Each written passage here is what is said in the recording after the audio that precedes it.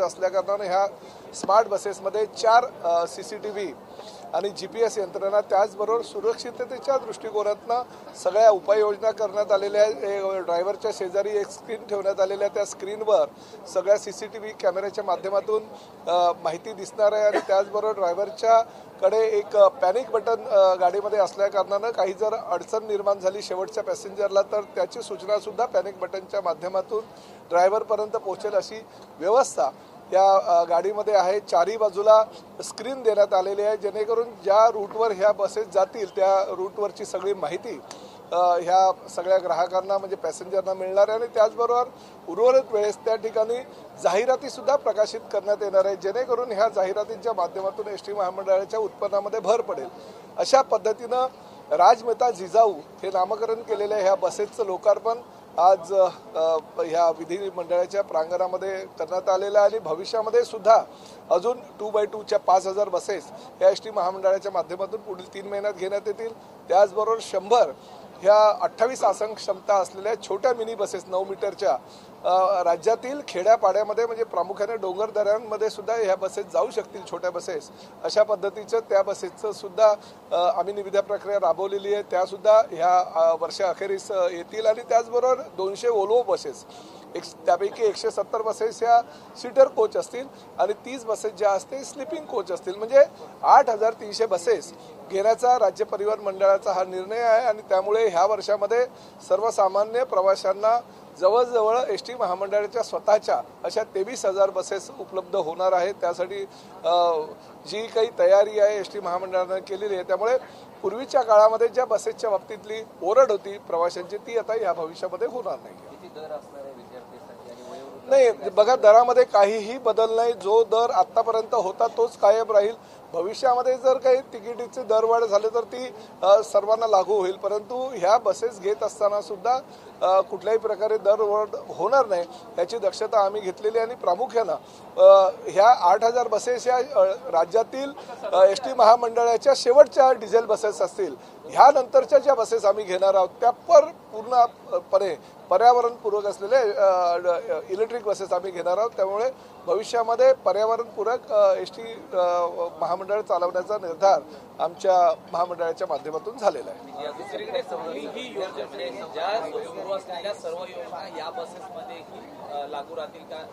सगळे ह्या म्हणजे लाडक्या बहिणीच्या माध्यमातून 50% सवलत, ज्येष्ठ नागरिकांनी मोफत पासेसची सवलत, त्याचबरोबर जवळजवळ 67% पासेसची म्हणजे जी 33% फक्त विद्यार्थ्यांना जी प्रवासी सवलत आहे ती सुद्धा ह्या बसेसमध्ये चालू राहतील। त्यामुळे पत्रकारांना देण्यात येणारे, दिव्यांगांना देण्यात येणाऱ्या सगळ्या ज्या सुविधा आहेत ह्या सुविधा आणि सवलती आहेत ह्या बसेसमध्ये असल्या कारणानं बाकी कुठल्याही घटकांवर त्याचा परिणाम होणार नाही।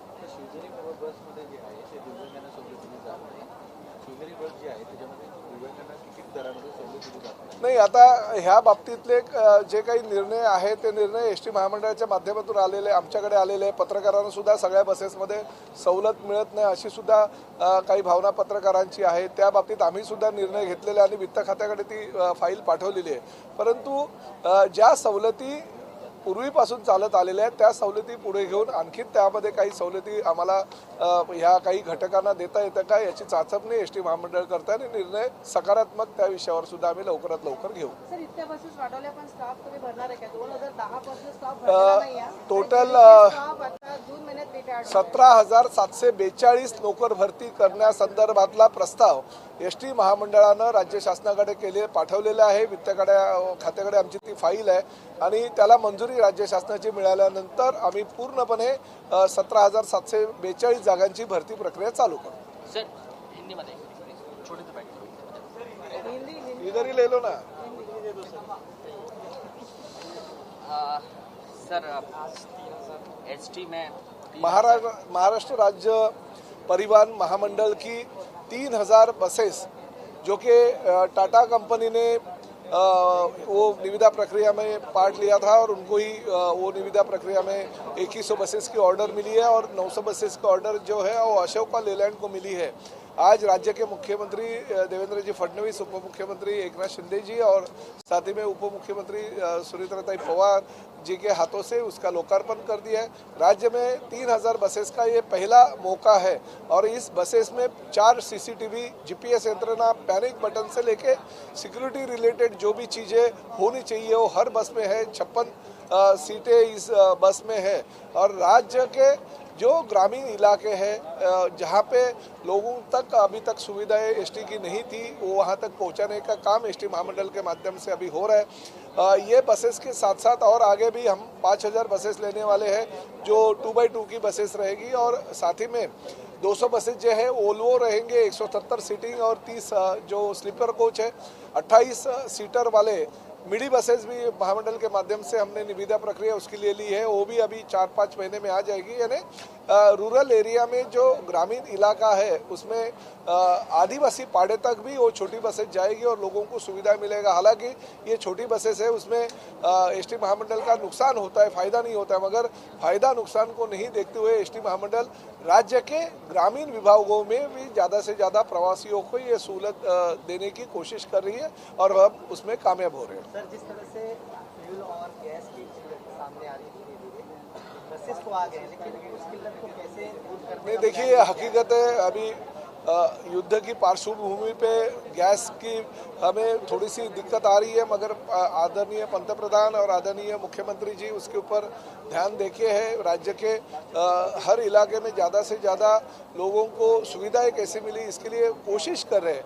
और ये बात भी सही है कि जो भी युद्ध हो रहा है उसमें डीजल के, पेट्रोल के, ऑयल के भाव बढ़ने की भी शंका व्यक्त होती है, मगर फिलहाल तो एसटी महामंडल को 2 महीना चलेगा। इतनी डीजल की परिस्थिति हमारे पास है कि हमें उसका कोई नुकसान नहीं होगा ये युद्ध के भूमि पे, मगर भविष्य में अगर ऐसी कुछ दिक्कत अगर आ गई तो हम उसके बारे में सोचेंगे, मगर फिलहाल तो 2 महीने तक कोई हमें दिक्कत नहीं आने वाली। इसी संकट पे बात करते हुए प्रधानमंत्री ने सदन में ये कहा कि 1 दशक पहले इथेनॉल का जो हम उत्पादन करते थे वो सिर्फ महज 1.5% था। आज जो है वो 20% तक इथेनॉल ब्लेंडिंग पहुंच चुका है, जिसके कारण 1 वर्ष में हम लोग 4 करोड़ बैरल से कम ऑयल इंपोर्ट कर रहे हैं। इथेनॉल ब्लेंडिंग कितना महत्वपूर्ण है इस समय? नहीं तो हर देश के लिए वो तो महत्वपूर्ण ही है और उसका इफेक्ट तो सभी हमारी जो एसटी महामंडल जैसे डीजल और पेट्रोल पे चलने वाली जो गाड़ियाँ उसके ऊपर तो होने वाली है, मगर ये भी बात उतनी सही है कि राज्य का परिवहन महामंडल हम एक निर्णय ले रहे हैं कि अभी डीजल की जो गाड़ियाँ ये साल हमने जो ली है उसके बाद में हम डीजल के गाड़ियाँ या पेट्रोल की गाड़ियाँ नहीं लेंगे, बल्कि अगले साल से पूरी की पूरी इलेक्ट्रिक व्हीकल हम ले लेंगे ताकि लोगों को पर्यावरण पूरक एक सुविधाएं मिले।